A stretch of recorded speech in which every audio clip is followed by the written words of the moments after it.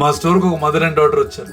Daughter mother కి పరిచయం చేస్తున్నారు, తనే బీకేపీ ఓనర్ అని. యాక్చువల్లీ నేను వేరే కస్టమర్స్ తో బిజీగా ఉండే, కాకపోతే వాళ్ళిద్దరి డిస్కషన్ కొంచెం ఇంట్రెస్టింగ్ అనిపించింది. అతను కాకపోవచ్చు ఓనర్, మేబీ నువ్వు కన్ఫ్యూజ్ అయినట్టున్నావు అని మదర్ అన్నారు. బ్యాక్ అడ్జస్టింగ్ సోఫా ప్రస్తుతం ట్రెండింగ్ అవుతుంది.